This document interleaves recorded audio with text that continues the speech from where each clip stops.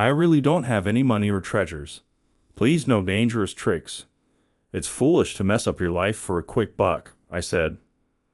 It's okay, I'm not that bad of a person, he replied. Somehow, his naive response left me feeling deflated. Is it already 8 o'clock? I stood up from the bench where I had been sitting idly. The summer sky was bright, the evenings long. Perhaps nowadays couples are more inclined to limit the number of children they have. This is reflected in the observation that there were more elderly individuals than children in the park. Those seniors were probably heading home now. I, too, decided to head to the supermarket for dinner. My name is Mike Johnson, a nondescript middle-aged man of 58. The local supermarket is open until 10 p.m. Checking the discounted groceries first has become my habit. As I walked towards the supermarket through the shopping district, someone called out from behind me, Excuse me, excuse me. I glanced sideways to see a skinny boy standing there, wearing a worn-out t-shirt, knee-length shorts, and sandals. He was taller than me, even though I'm not even 5'7", but extremely skinny. Those yellow sandals looked familiar. I guess he was at the park, wasn't he? I was thinking that his legs resembled those of a chicken. What's up? Actually, yes, I don't have any money. These kinds of kids show up from time to time. I've run into them twice at the bus terminal. They want to go home but don't have the money. Can you just lend me $1? He asked. Reluctantly, I pulled out a $5 bill from my pocket and handed it over, only to watch him dash off and start begging for money from someone else in a different spot. Thinking it was the same old story, I asked, You need it for the train fare. He shook his head slightly. What? You're hungry this time? He nodded affirmatively. A runaway kid. Oh, it's summer break after all. Well, can't be helped. Want to grab some supper? I liked his idea of filling his stomach rather than just asking for money, so we went to the supermarket together, and I let him pick a meal from the price-down shelves. Without hesitation, he chose a grilled beef meal set. Definitely a choice of the youth. I put it in the supermarket basket, did a quick round of the store, adding a few more items, then checked out. It was quite dark by then. Got somewhere to go. I offered him the meal pack, but he just looked down, not taking it. What?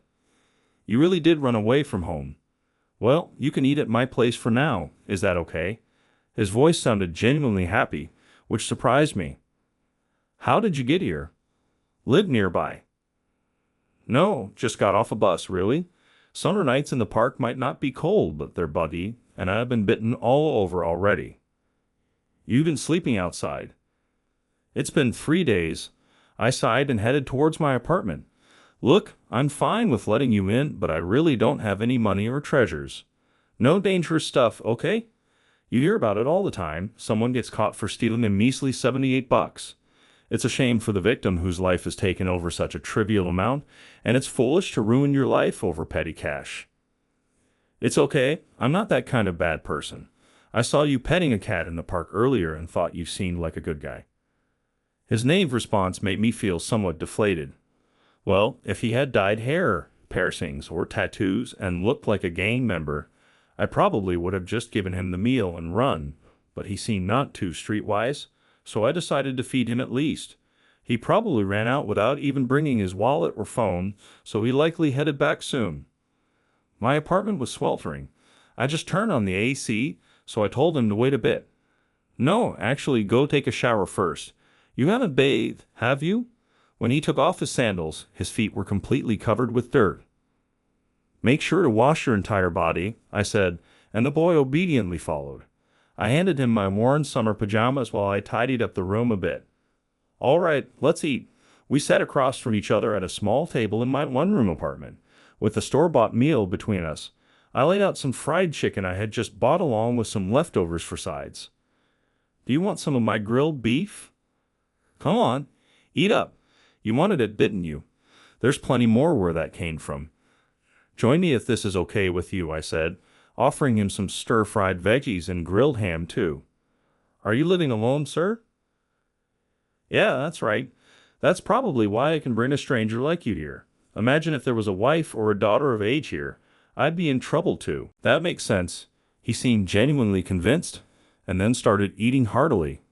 I regret not buying more food for him when I saw his voracious appetite. Upon seeing his satisfaction, I finally began to inquire about his background. So, can you at least tell me your name? It's Josh Taylor. Josh, that's a good name. You a high schooler? Yeah, sort of. What do you mean, sort of? I want to quit school. Bullying. No, it's just that I'm not much for studying, he said with an embarrassed chuckle. Well, I guess it makes sense to get sick of school when you spend most of your day there studying and you hate studying, right? I just want to quit studying and start working. Working a night shift at a convenience store seems to pay pretty well. Listening further, it seemed that Josh's mother was very keen on education, insisting on more study with tutors. It must be because it's summer break, and she thinks it's the best time for it. Sometimes I wonder, what's the point of all the studying? If working gets you money, then that's good enough for me. I don't have any desire to outdo others or climb the career ladder or anything. Well, if you only look at what's right in front of you, that might seem right. But think about it. School isn't just about studying. It's a valuable place where you can meet peers your age and make connections. Wait till you get out into society, all about hierarchies. Even if you have colleagues, once you quit, that's it. School ends with graduation, but work ends with resignation. It's hard to keep in touch with people you used to be close with after you leave. If you quit school, you think you'll want to meet up with your current friends by the time you're my age? Making new friends doesn't happen often. How old are you, sir? I am 58. So you have 2 more years till retirement, huh? No, I'm currently unemployed. What? I was at a factory, but they asked me to take early retirement. Sounds nice, but it's just a nice way of saying they wanted me to kick out. Considering the economic situation, they probably wanted to keep only the younger workers. If I'd have been a college graduate, well, I probably wouldn't have been working at such a small factory in the first place. But things might have been different. That factory had a clear employment policy. High school grads or less on the floor, college grads in the office. It was mostly us older folks on the floor who got cut. Is college really that great? I don't know, maybe, I said, and Taylor smiled happily. I wasn't a great student, but it's not like I didn't want to go to college. We just couldn't afford it. I had to start working early to help my parents out. Even now, I wonder what it would have been like if I had gone. Eventually, everyone has to work.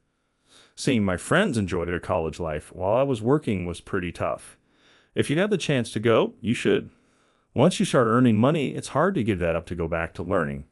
I'm from the countryside. Back in my day, even high school grads could find work in the city. The pay was better than in the countryside, and there were dorms, so I didn't have trouble making ends meet. I entered society because my dad failed in his business, and the retail store he ran went under, leaving us with debt to pay off. I didn't waste money and sent a fixed amount back to my parents every month. It was years later when I found out that the money I sent was actually being used for investment. To me, the idea of making huge wealth in stock investment is a gamble, especially if you are a beginner. The debt didn't decrease, and I was exhausted. I yelled at my father, asking what he thought my life was, and shed tears of frustration while my mother cried and apologized beside him. My father just sulked and cursed, and then my father fell. Even as he lay in bed, my mother and I worked to pay off the debt. If my mother hadn't married such a man, she could have had a happier life. I always thought that with the concept of equality in employment widely accepted, women could earn as much as men. If my mother had lived in such times and worked, she wouldn't have stayed with a man like my father, being tied down by a marriage contract, burdened with unrelated debt, caring for him when he was sick, and cooking and feeding him. If I were a woman, I wouldn't marry a man like my father. And if marrying meant making someone go through such hardship, I wouldn't marry at all. That's what I thought. When my father passed away, to be honest, I felt a deep relief. Do you ever wonder why you were born into this family? That's quite a good question. I took a sip of my beer and handed Taylor, who had been listening intently, the last can of soda from the fridge. I always wondered that. Why was I born into this family? Taylor's family has been running a company since his grandfather's time. Now his mother is in charge, but they plan to eventually pass it on to Taylor. For that, A certain level of education and ability is required. It seems they're desperate to send him to a good school for this reason. I'm grateful for being born into this family and not having to want for anything. But that doesn't mean inheriting the business is the only path for me, right? I'm not interested in a pharmaceutical company, and I don't like studying. Do you have something else you'd want to do? Not yet. But isn't it too much for even my parents to say this is the only way? You must have hated it too, having the money you earned used by your dad for repayments. Well, yes, but it's a completely different situation, isn't it? I was burdened with my parents' failures, but Taylor has hoped to continue a legacy of success. You know the golden eggs? A farmer becomes greedy and kills the goose that lays golden eggs in the hope of finding all the gold at once. However, upon killing the goose, the farmer finds there are no golden eggs inside, and he loses the source of his wealth altogether. That's an incredibly old tale. I don't really get it. Ha ha, I guess young people these days don't know those old stories. Well, the moral is that greed can lead to losing valuable and sustainable sources of wealth. My dad was poor and dreamed of striking it rich through investments. There are those in the world who succeed that way, right? Yes, people dream of it. That's why they invest and gamble. But I believe you can't change fate. There are those born to succeed and those meant to live a steady life. Clearly, my dad was the latter. If he had just worked steadily without getting greedy, that would have been enough. Neither I nor my mom wanted to be rich. We just wanted to live a normal life every day. If going to college was too hard on that lifestyle, I would have been more understanding. It's reaching for something not meant for you that keeps things from working out. I feel the same. I'd be fine with just living normally every day, not having to inherit the company and make a lot of money. If I could just earn enough for daily expenses with a part-time job, that's because you've lived a stable life. What if you were living off part-time jobs and got sick? Living paycheck to paycheck won't last. Life is unpredictable. If you are a regular employee at a good company, you could take paid leave and still get your salary and get severance pay when you retire. It's not about the money right now. In the end, what people want is stability. Stability. Temporary happiness isn't true happiness. Taylor looked like he wanted to say something, glancing at me, looking at the clock. The last train had already gone. Are you really planning not to go home tonight?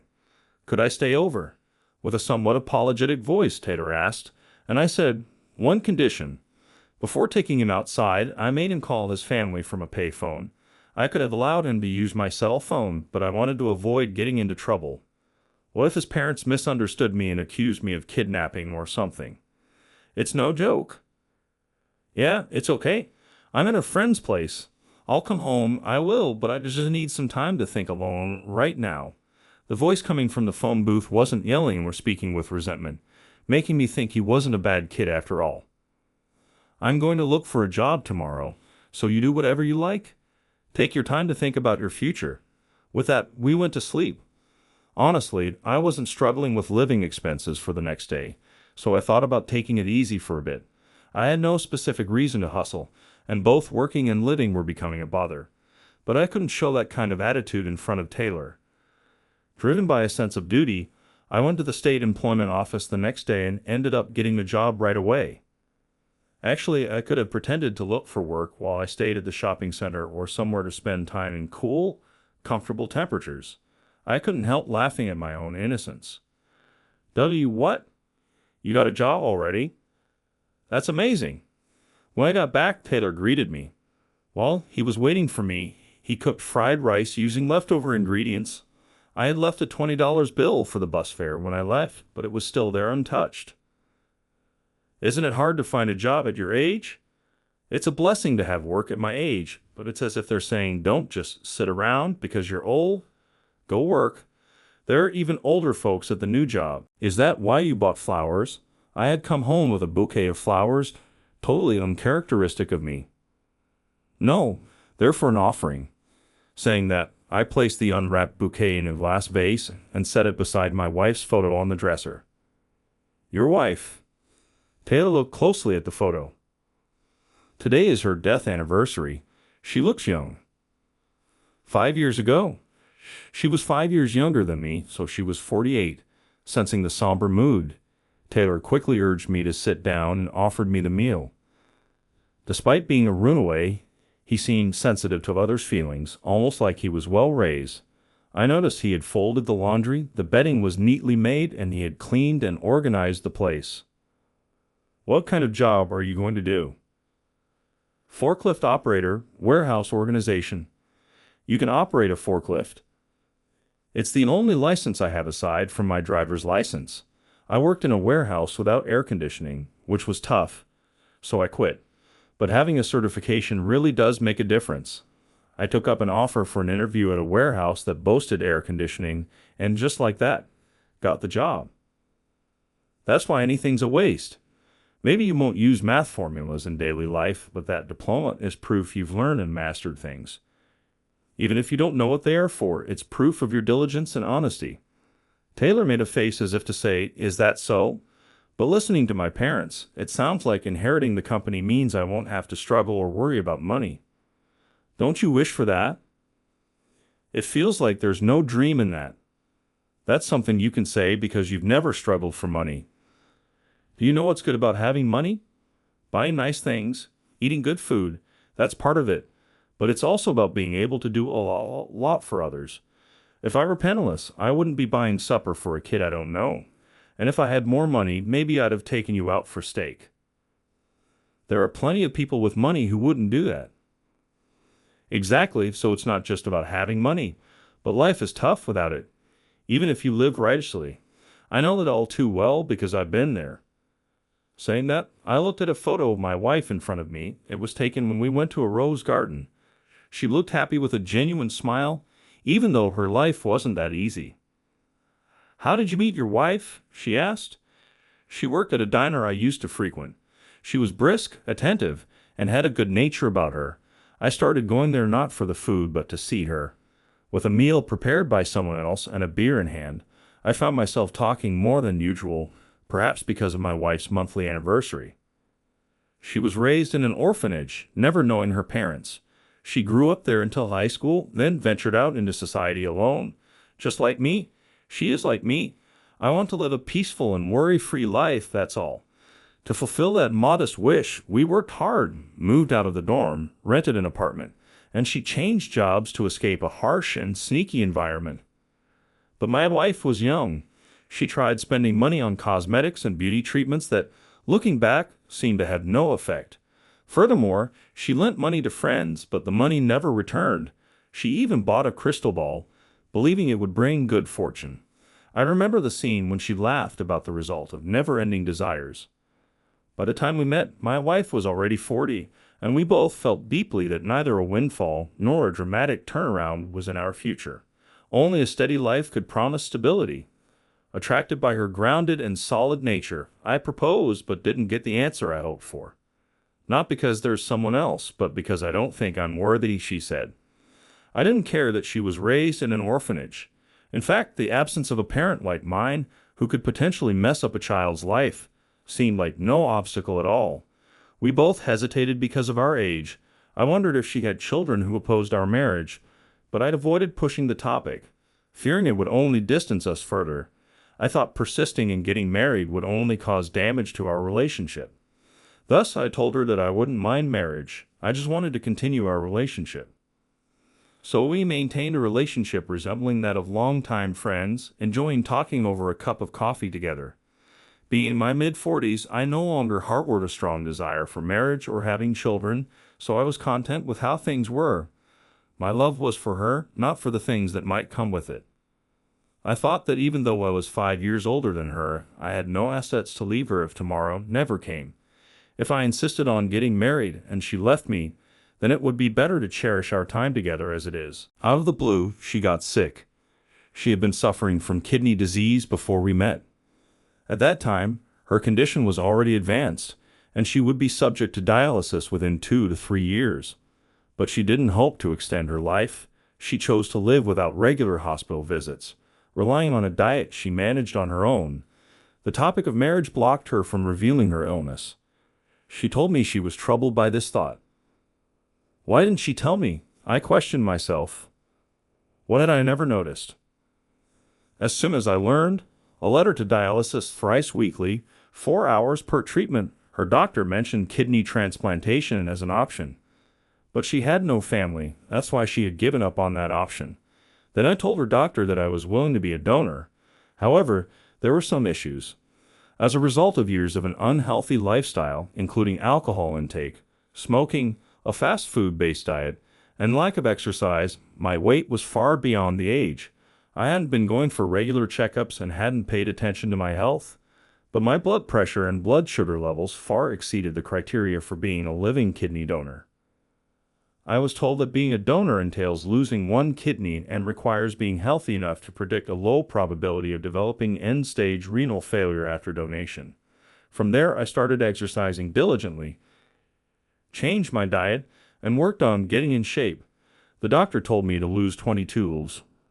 Rapid weight loss could harm the body and prove counterproductive, but I couldn't suppress my urgency.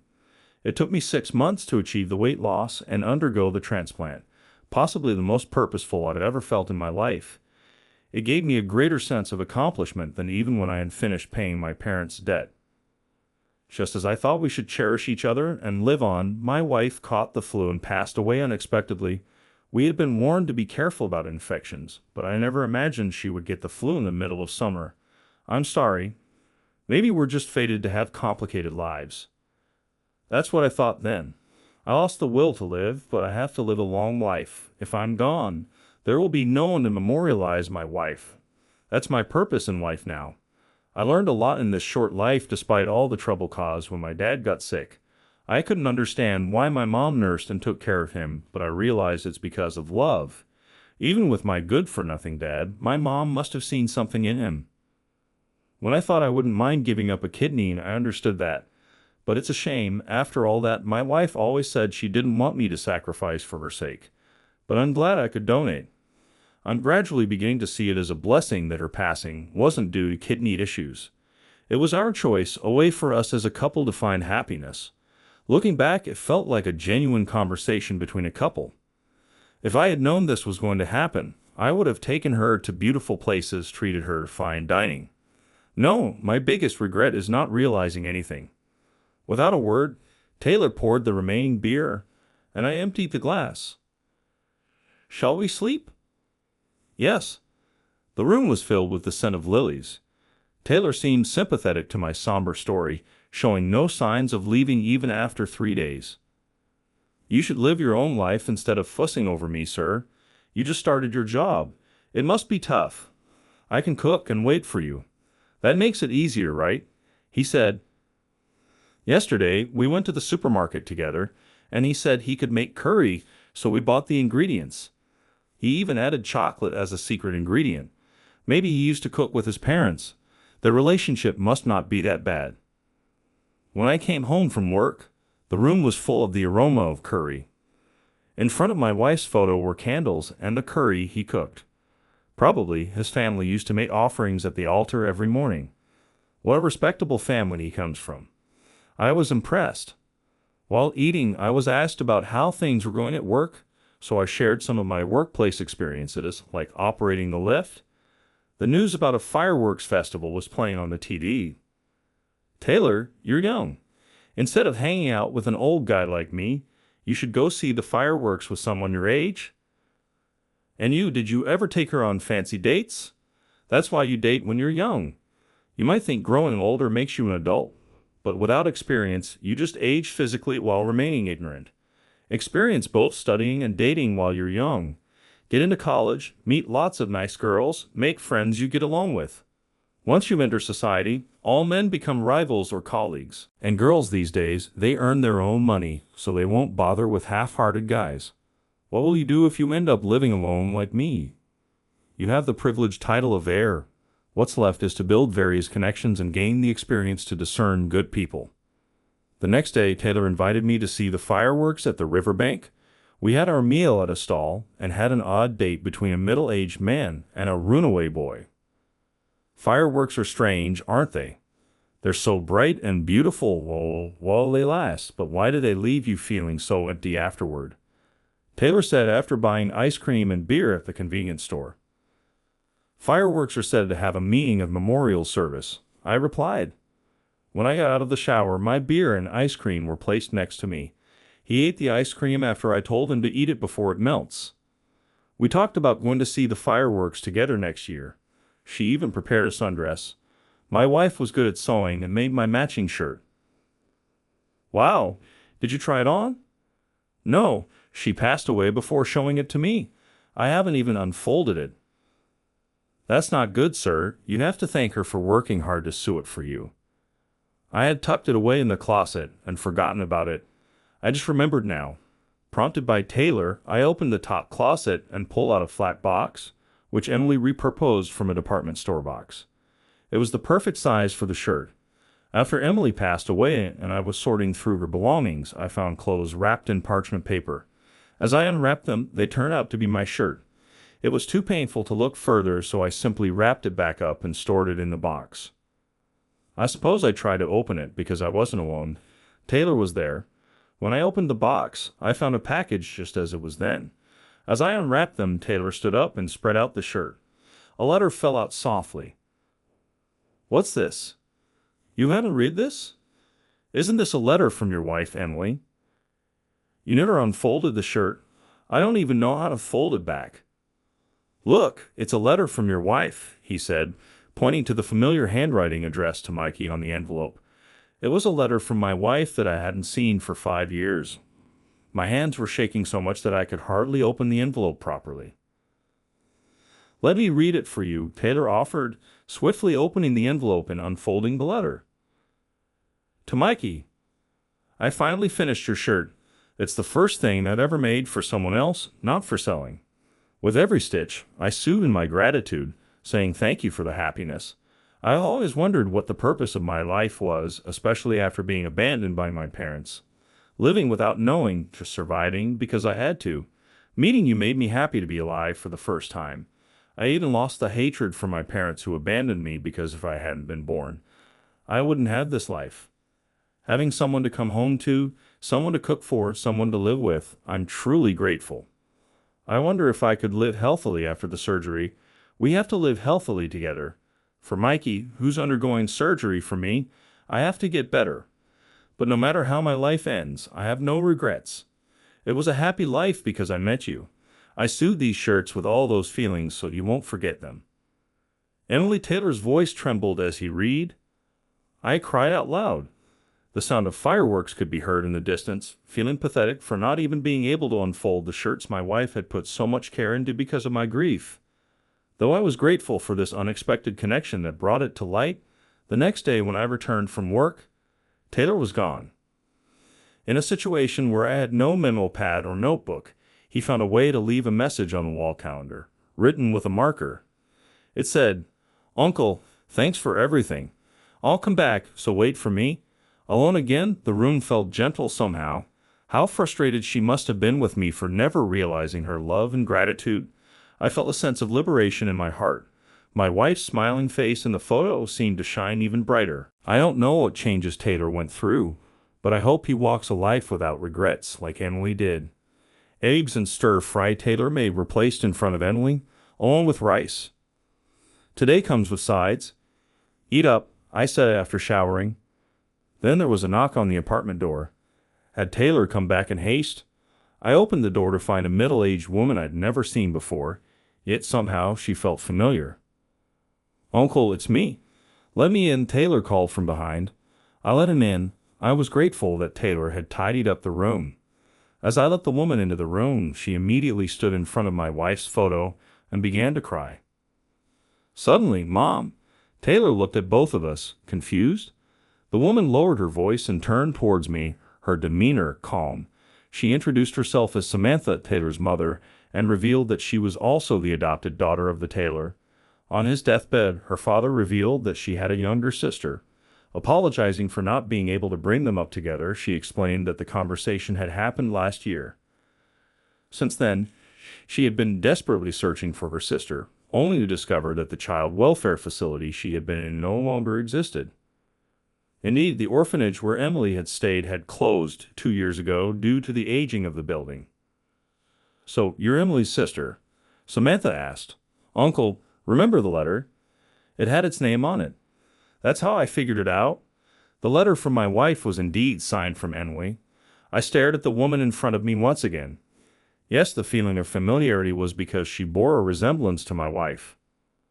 From the first time he saw the photo, Taylor seemed to sense something. He had heard his mother's stories about searching for her sister. When I mentioned that Emily was being raised in an orphanage, he gradually became convinced that his mother and Emily were sisters. Samantha showed me a photo of the two sisters taken at the orphanage, Emily at 1 year old and Samantha at 2. When the adopted parents took them in, it was suggested that they be adopted as sisters, but that was considered difficult. The fact that Samantha was in good health compared to her sickly sister, who was my wife, Emily, and that they shared the same blood type as their adoptive parents sealed their fate. Holding my wife's dress and letter, Samantha cried for a long time. The adopted parents had lost a son but didn't want another boy because they were afraid they might compare the latest one to the adopted one, so they preferred a girl. Samantha was raised to be the heir. She felt the same pressure as Taylor does now, as well as a way of protesting. She ignored potential suitors whom her parents picked for her. Consequently, she fell in love with a man whom she could not marry and had Taylor out of wedlock. Initially, her parents weren't happy with her decision to become a single mom, but once they met Taylor, they loved him so much. Perhaps Taylor mended the pain of losing their son. A few years ago, her adopted mother began showing symptoms of dementia and was transferred to a nursing home. Then last year, her adoptive father told the truth on his deathbed. Feeling obligated to repay her parents' kindness, she was determined to raise her son to be a decent man. However, she struggled and was concerned about imposing the same pressures she felt on Taylor. Frequent clashes between mother and son led to Taylor's recent departure. Now, I work at Samantha's company warehouse, driving for Cliffs. I was offered an office job, but I chose this because I had the license. It's a bright warehouse with air conditioning, a great environment. Samantha insisted that she wanted to fulfill what her sister Emily could not do and even provided me with an apartment, which made me feel overwhelmed to accept. However, I could not say anything because Samantha mentioned that her sister Emily also stayed there. My wife, who used to be on the apartment's dresser, is now smiling inside a splendid altar.